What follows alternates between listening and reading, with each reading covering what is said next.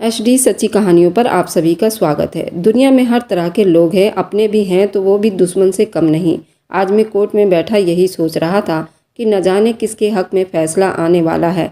हाँ, मैंने अपना जुर्म खुद ही कबूल कर लिया था कि मैंने एक बच्ची को अगवा किया है और उसे लेकर मीलों दूर आ गया था। पहले तो उस लड़की को अस्पताल में एडमिट करवाया था क्योंकि उसकी दिमागी हालत ठीक नहीं थी। उसको पूरे 1 हफ्ते के बाद होश आया था। अब तो मेरा खुशी का ठिकाना नहीं था।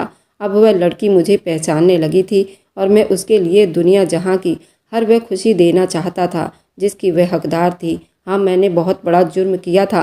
मैंने एक बच्ची को अगवा किया था, लेकिन इसके पीछे भी तो बहुत बड़ी कहानी थी। मैं तो पढ़ा लिखा एक धार्मिक इंसान था। मैं 5 वक्त का नमाज पढ़ा करता था और जॉब भी किया करता था। मेरे पास कोई ख़ानदानी प्रॉपर्टी नहीं थी। मैं और मेरी बीवी घर परिवार में अकेले ही थे। ये कदम बहुत मजबूरी में उठाना पड़ा था, इसलिए मैं पूरे हफ्ते तड़प कर रह गया था। तब मुझे मौका मिला तो मैंने उस लड़की को अगवा कर सीधे दिल्ली के लिए निकल आया था और मैं पिछले 3-4 महीनों से कोर्ट के चक्कर काट रहा हूँ। आज कोर्ट का फाइनल डिसीजन आने वाला है। अब सुनिए मेरी पूरी कहानी। सहरी का वक्त ख़त्म होने में अभी 10 मिनट बाकी थे। मैं बाहर होटल से पेट भर के सहरी करके मस्जिद के तरफ चल पड़ा था। मेरे कदम अभी मस्जिद में दाखिल हुए थे कि एक बार फिर सिसकियों की आवाज़ ने मुझे चौंका कर रख दिया था। मस्जिद के एक कोने में एक 11 साल की बच्ची बैठी हुई नज़र आई। उसने अपना सर घुटनों में दबा रखा था और वह बहुत रो रही थी। उसे देखकर मेरे रोंगटे खड़े हो गए। आखिर ये मासूम बच्ची कौन थी जो इस वक्त यहाँ बैठकर इस तरह रो रही थी? लड़की के जात को इस अंधेरे में किसने घर से निकलने की इजाज़त दी थी? मेरा दिल धड़का था। मैं उसके करीब चलता हुआ आया, जिसके कपड़े फटे पुराने थे और बाल बिखरे हुए थे और सिसक सिसक कर रो रही थी और रोते हुए न जाने क्या बातें कर रही थी। उसे देखकर मेरे दिल में दर्द की टीसे उठने लगे थे। मैं बेधड़क एक ठंडी आंख भर कर और मैं उस बच्ची की तरफ मुड़कर उसकी आवाज़ को सुनने लगा जो रो रो कर कह रही थी, अल्लाह पाक, मेरी माँ को मेरे पास वापस भेज दो। उन्हें बोलो वो ज़मीन से बाहर निकल आएँ। मुझे उनकी बहुत याद आती है। वह जब होती थी तो बहुत प्यार करती थी, मुझे कभी भी नहीं मारती थी, मेरी पसंद का खाना बना दिया करती थी। मगर नई वाली माँ मुझे बिल्कुल भी प्यार नहीं करती। वह हर बात पर मुझे मारने लगती हैं। अल्लाह पाक, आप मेरी पुरानी माँ वापस कर दो। आप तो रमज़ान के महीनों में अपने बंदों की बहुत सुनते हैं। वह बच्ची फूट फूट कर रोते हुए ऐसे शब्द बोल रही थी। वह अपने मासूमियत वाले शब्दों से रोते हुए वह सब कुछ कह रही थी। उसकी मासूमियत वाले शब्दों में छुपा हुआ दर्द सुनकर मेरे हलक में कांटे चुभने लगे। सहरी का वक्त ख़त्म हो चुका था और फजर का नमाज का वक्त हो चुका था। मैंने जल्दी से अपना दिमाग झटका और मस्जिद में फजर का अजान देने लगा। न जाने क्यों, मगर आज जब मैं अजान दे रहा था तो बार बार मेरी आंखों में आंसू उतर रहे थे। बार बार शब्द में लड़खड़ाहट था। दिल में एक ही दुआ थी कि ए खुदा, इस मासूम बच्ची के दुख तकलीफ़ को ख़त्म कर दे। अगर हो सके तो उसके हिस्से का गम मुझे दे दे, मगर उसे हर तकलीफ़ से बचा ले। मैं अजान देकर जब वापस मुड़ा तो मेरी आंखों से आंसू बह रहे थे। मैं हिचकी बांधे वहीं बैठकर रोने लगा। दिल में उस बच्ची का दर्द मुझे इस तरह महसूस हो रहा था, मैं बता नहीं सकता। शायद इसलिए कि मेरी अपनी कोई औलाद नहीं थी। मैं 15 सालों से बे औलाद था। मेरी बीवी बांझ थी, मगर उसके बावजूद मैंने कभी औलाद के खातिर दूसरी शादी नहीं की। मैं उठा और उस बच्ची के पास वापस जाने लगा, मगर जब मस्जिद के आंगन में आया तो वहाँ पर वह बच्ची मौजूद नहीं थी, वह जा चुकी थी। मैं मस्जिद के बाहर तक देखने गया, मगर नमाजियों का झुंड मस्जिद में दाखिल हो रहा था। वह बच्ची न जाने कहाँ जा चुकी थी। खैर, नमाज का वक्त था और मैंने जल्दी नमाज अदा की। न जाने कैसे जालिम लोग थे जिन्हें इतनी मासूम नन्ही कली पर जरा भी रहम और तरस नहीं आया था और वे उस पर जुल्म किया करते थे। शायद ये भी क़यामत की निशानियों में से एक थी। खैर, मैं नमाज पढ़ने के बाद कुछ देर वहीं बैठा रहा और फिर घर की तरफ बोझल कदमों से चल पड़ा। घर आया तो मेरी बीवी अभी तक सो रही थी। उसका तो रोज़ का आदत यही था। वह रमज़ान में भी ना रोज़ा रखती थी, ना ही कोई नमाज पढ़ती थी। शायद उसको भी अल्लाह पर से विश्वास उठ गया था। शायद वह भूल गई थी कि उसको भी इस दुनिया में भेजने वाले भी अल्लाह हैं। वह सिर्फ अपनी औलाद पाना चाहती थी। इसी वजह से वह अल्लाह से बहुत नाराज़ रहा करती थी और अल्लाह के दी हुई और चीज़ों की शुक्रिया अदा नहीं करती थी। मैं उसे बहुत समझाता था, मगर उसे अपने आखिरत की कोई फ़िक्र नहीं थी। वह तो दिन चढ़े तक सोती रहती। मैं कुछ देर कुरान शरीफ पढ़ा और फिर काम पर निकल गया। सारा दिन मेरा ध्यान उस बच्ची की तरफ ही रहा।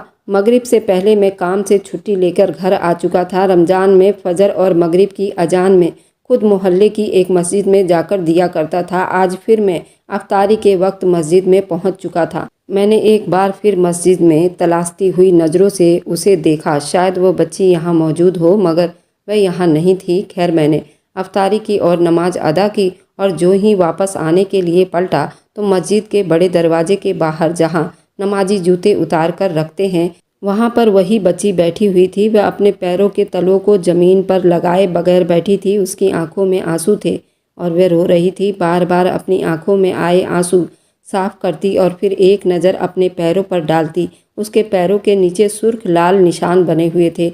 ऐसा लगता था जैसे उस बच्ची के पैर को जलाए गए हों और नंगे पैर चल के आने की वजह से उसके जख्मों में मिट्टी जा चुकी थी। उस बच्ची को जब मैंने उस हालत में देखा तो मेरे रोंगटे खड़े हुए, मेरे आंखों में पानी उभरने लगा। वह बच्ची अपनी ही ध्यान में बैठी थी, अपने पैरों से मिट्टी साफ करने की कोशिश कर रही थी। वह दर्द से सिसक रही थी और रोते हुए एक बार फिर खुदा से बात करने में बिजी थी। वह रोते हुए कहने लगी, या अल्लाह, आज मैं आपके घर में अंदर नहीं आ सकती। मेरी माँ कहती थी मस्जिद अल्लाह ताला का घर होता है। मैं आज इन पैरों के साथ मस्जिद के अंदर दाखिल नहीं हो सकती, वरना आपका ये घर गंदा हो जाएगा। आप मेरी बात यहीं से सुन लीजिए, मेरी दुआ कबूल कर लीजिए। मुझे और कुछ नहीं चाहिए। जैसे ही मेरे पैर ठीक हो जाएंगे मैं दोबारा मस्जिद के अंदर बैठकर आपसे दुआ मांगूंगी। उस बच्ची की मासूमियत भरे शब्दों में इस तरह दर्द था कि मेरी आंखें छलक पड़ी थी। वह बच्ची इतनी मासूमियत से अपने अल्लाह पाक से दुआ मांग रही थी, मेरा दिल भर आया। इस तरह मासूम शब्द था ना कोई बनावटी था और ना ही कोई लालच। एक बार फिर रोते हुए कहने लगी, मेरी मम्मी को बोलो कि वह कब्र से बाहर आए। वह ज़मीन से बाहर आए और दोबारा आकर मेरे पास रहने लगे। उनके बगैर तो मुझे नींद नहीं आती।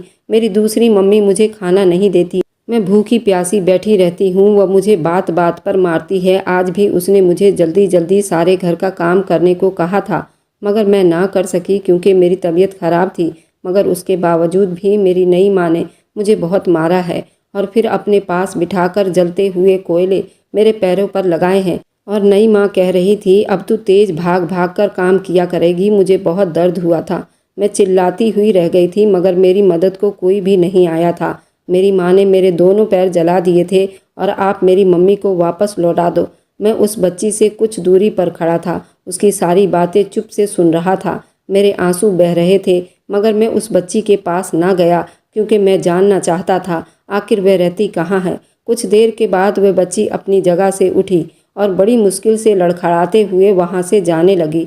वह बहुत ही मुश्किल से चल रही थी क्योंकि उसके पैरों के दोनों तलवे जख्मी थे, मगर उसके बावजूद भी उस बच्ची का अल्लाह ताला से मोहब्बत मेरा सलाम था, जो इतनी छोटी और मासूम थी कि अल्लाह को अपने दुख सुनाने के लिए मस्जिद तक आया करती थी। मैं उस बच्ची का पीछा करता रहा और वह चलते चलते एक घर के पास आकर रुक गई।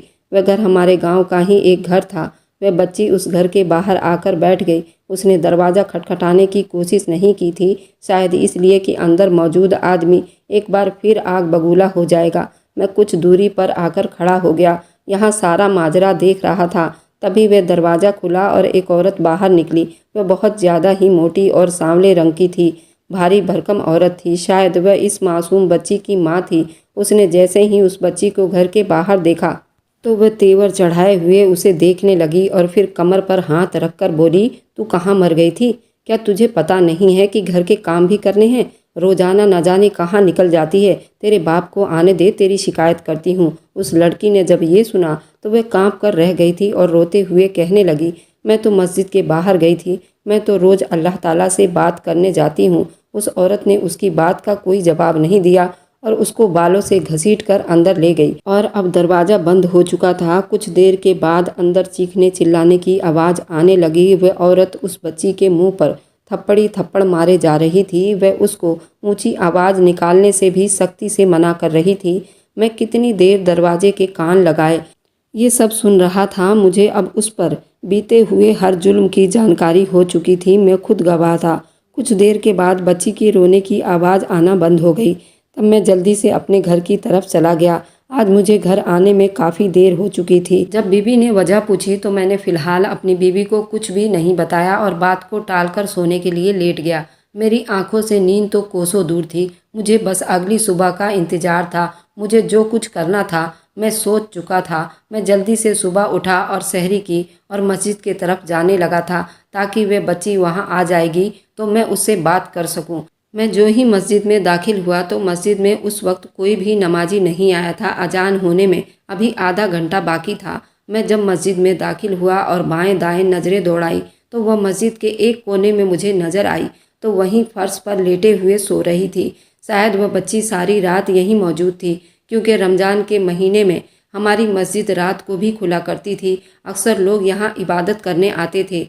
मैं उस बच्ची के करीब आया। वह सुकून से सो रही थी। उसके चेहरे पर नील पड़े हुए थे, जैसे कोई उसे बहुत तेज मारा हो। उसके बाल बिखरे हुए थे, बिल्कुल ऐसे जैसे माँ के मर जाने के बाद बच्चों का ख्याल रखने वाला कोई नहीं होता। उसके कपड़े भी बिल्कुल घिसे और फटे पुराने थे और जगह जगह से फटे हुए थे। शायद उस बच्ची ने अपना जिस्म छुपाने के लिए खुद ही धागे की मदद से पैबंद लगाने की कोशिश की थी, क्योंकि वह बहुत बड़े लग रहे थे। यूँ लगता था जैसे वह बच्ची कितनी देर अपने अल्लाह पाक से बातें करते करते यूँ ही लेटकर सो चुकी थी, जैसे एक बच्चा अपनी माँ के गोद में सुकून महसूस करके सो जाया करता है। मैंने अल्लाह ताला से दुआ कर रहा था कि उस जैसे कितने ही लाखों बच्चे होंगे, अल्लाह उन सब पर अपना करम फरमाए।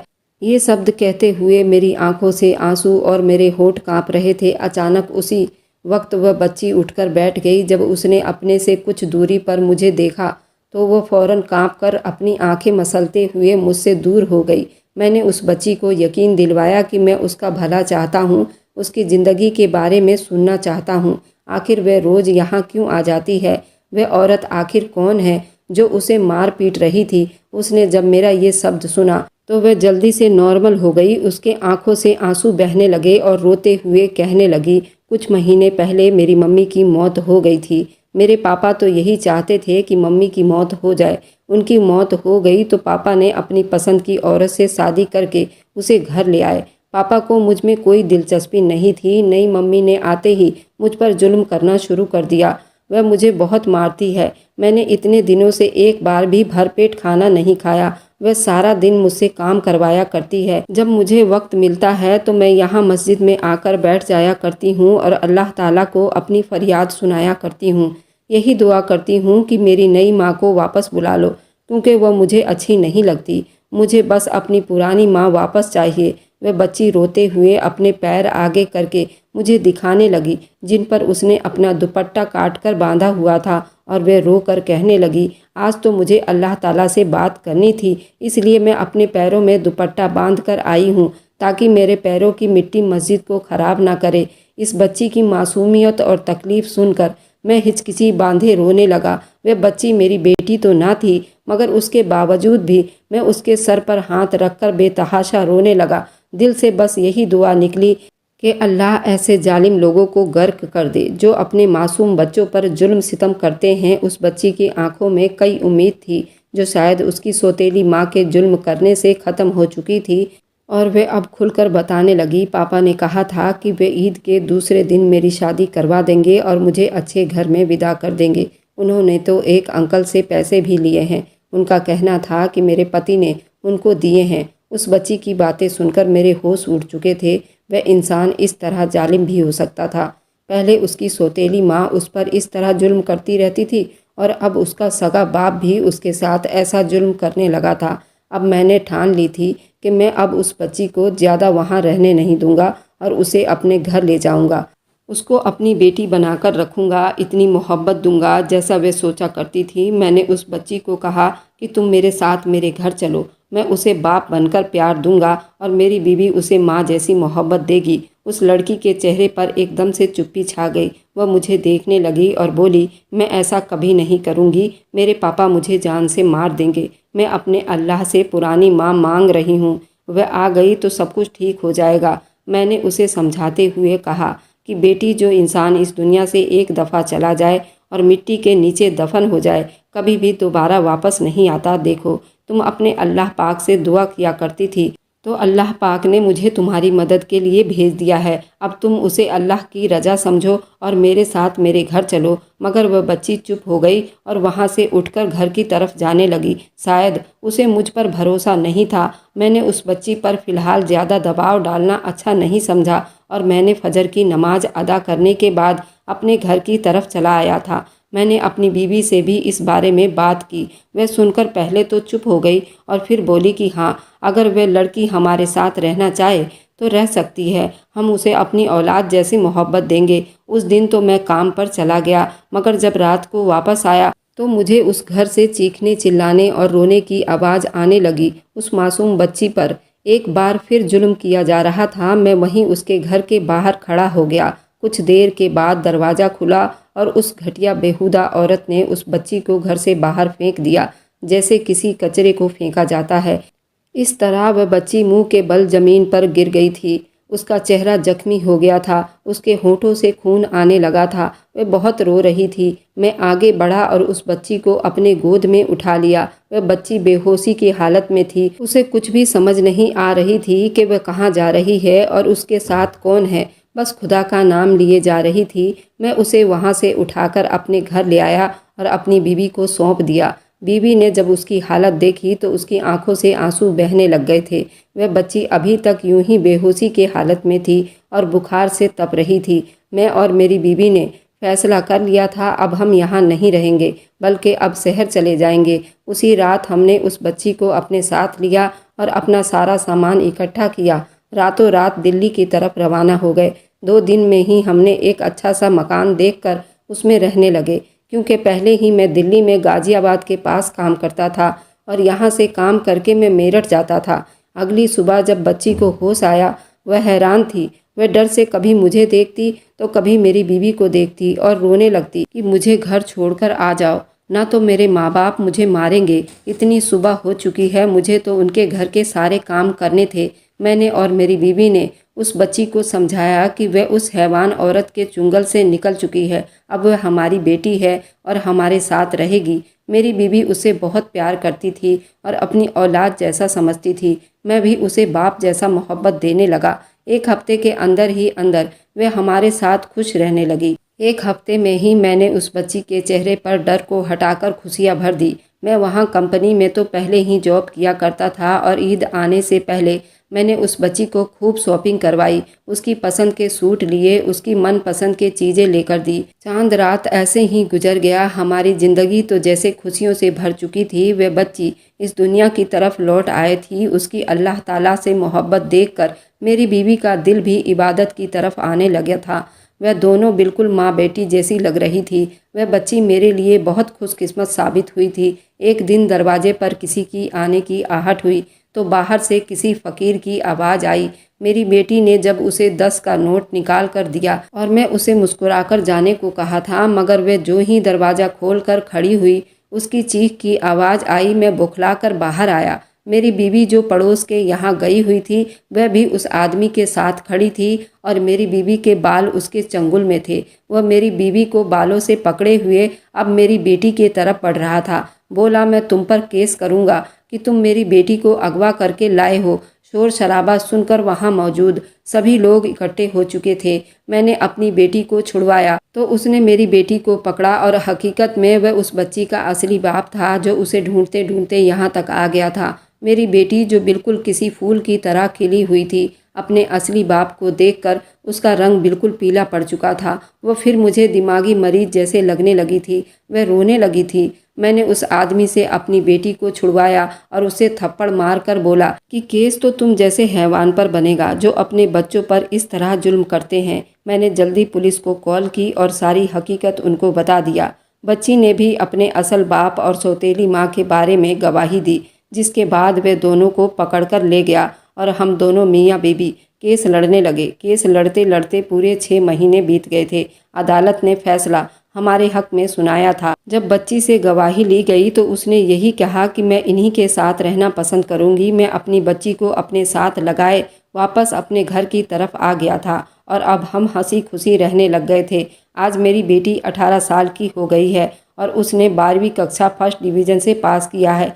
मैं उसको आगे भी पढ़ाना चाहता हूँ। मेरी बेटी मुझे और मेरी बीवी से इतनी मोहब्बत करती है। मैंने एक दिन कहा, मैंने तुम्हारे लिए एक रिश्ता देखा है और अब तुम विदा होकर अपने ससुराल चली जाओगी, हम दोनों मियाँ बीवी फिर से अकेले हो जाएंगे। तो वह इस बात पर बहुत नाराज़ हो गई और कहा, मैं ऐसे शादी नहीं करूँगी और ना ही मैं अपने माँ बाप को छोड़कर कहीं जाऊँगी। हाँ, मैं शादी उसी से करूँगी जो मेरे साथ मेरे माँ बाप के घर में रहे। पर ये बात मैंने तो उससे मजाक में कही थी। सच कहूँ तो मैं भी यही चाहता हूँ कि कोई ऐसा लड़का हो जो मेरी बेटी के साथ आकर मेरे घर में ही रहे और मेरा बेटा बन जाए। हम शबनम को अपने घर से नहीं भेजना चाहते। आप लोगों के नज़र में कोई लड़का है तो ज़रूर बताइएगा। मेरी बेटी शबनम अब 26 साल की हो गई है। इसी जिद में है कि मैं अपने ससुराल नहीं जाऊँगी, अपने माँ बाप के साथ ही रहूँगी। हाँ, जो लड़का राज़ी हो जाए कि वह मेरे साथ मेरे ही माँ बाप के घर में रहे तो मैं शादी कर सकती हूँ, वरना मैं पूरी ज़िंदगी कुंवारी रह लूँगी। पर मैं आप लोगों को छोड़कर कहीं नहीं जाऊँगी। क्या शबनम का फैसला सही है? वैसे चाहता तो मैं भी यही हूँ। आप लोग कमेंट में ज़रूर बताइएगा। अगर आपको आज की कहानी पसंद आई है तो वीडियो को ज़रूर लाइक कीजिएगा और अपने दोस्तों के साथ शेयर भी कीजिएगा। और हाँ, अगर आपने अभी तक हमारे चैनल को सब्सक्राइब नहीं किया है तो ज़रूर सब्सक्राइब कर लें। मिलते हैं हम अपनी कल की एक नई दिलचस्प कहानी के साथ। मुझ पर सदा अपना प्यार और स्नेह बनाए रखें। सभी को मेरा प्यार भरा नमस्कार दोस्तों।